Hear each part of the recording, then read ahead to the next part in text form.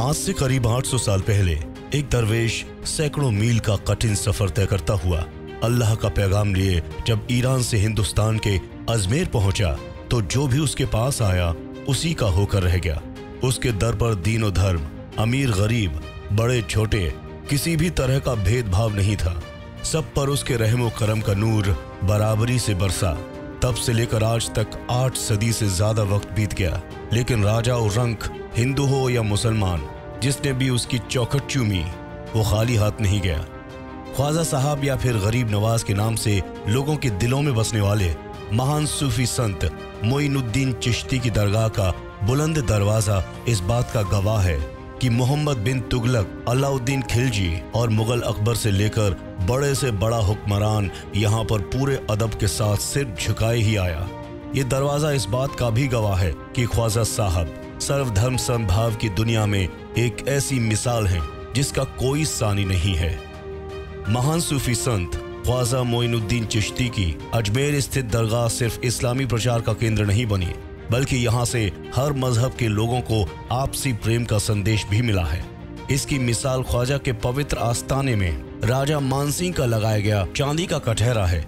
वहीं ब्रिटिश महारानी Mary queen का अकीदत के रूप में बनवाया गया वजू का हौज है। तभी तो प्रख्यात अंग्रेज लेखक कर्नल टाड अपनी पुस्तक में लिखते हैं, मैंने हिंदुस्तान में कब्र को राज करते देखा है।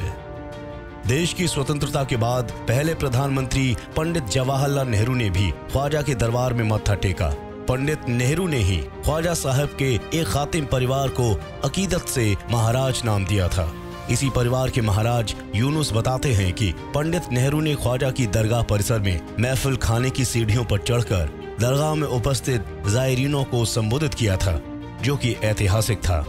महान कवि रविंद्रनाथ टैगोर, सरोजनी नायडू, पंडित मदन मोहन मालवीय से लेकर जयप्रकाश नारायण, अटल बिहारी वाजपेयी और इंदिरा गांधी जैसी विख्यात हस्तियों ने ख्वाजा के संदेश को समझा, जाना और अपनी अकीदत के फूल अजमेर आकर पेश किए।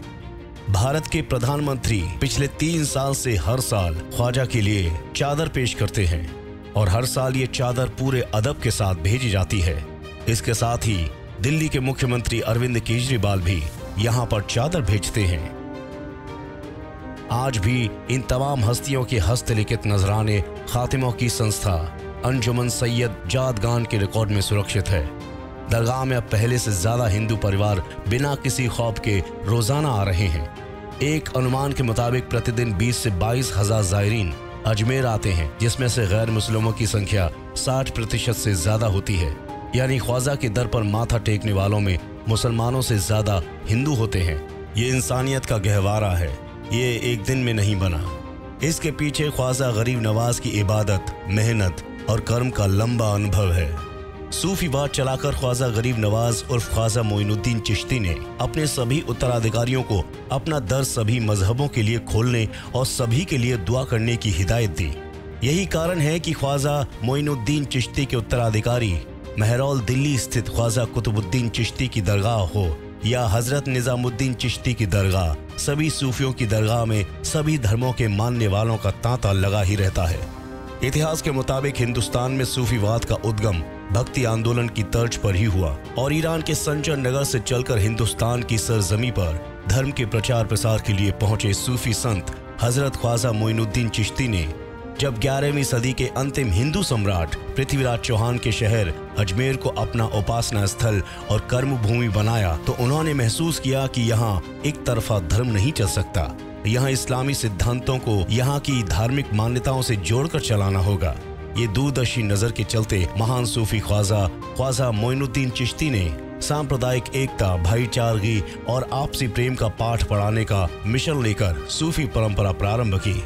दुनिया भर में धर्म के नाम पर संघर्ष और देश भर में सांप्रदायिक जहर के फैलाने वाले तत्वों के बावजूद ख्वाजा की दरगाह में हिंदू, जैन, सिख सभी तरह के विचार रखने वाले धर्म के अनुयायी बड़ी संख्या में अपनी अकीदत का नजराना पेश करते हैं। सूफीवाद में एक ईश्वर की उपासना तो है, लेकिन सूफी को किसी एक धर्म से जोड़कर देखना नहीं चाहिए।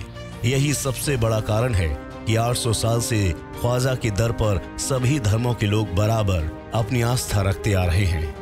आपको ये वीडियो कैसा लगा जरूर बताएं कमेंट सेक्शन में। नमस्कार।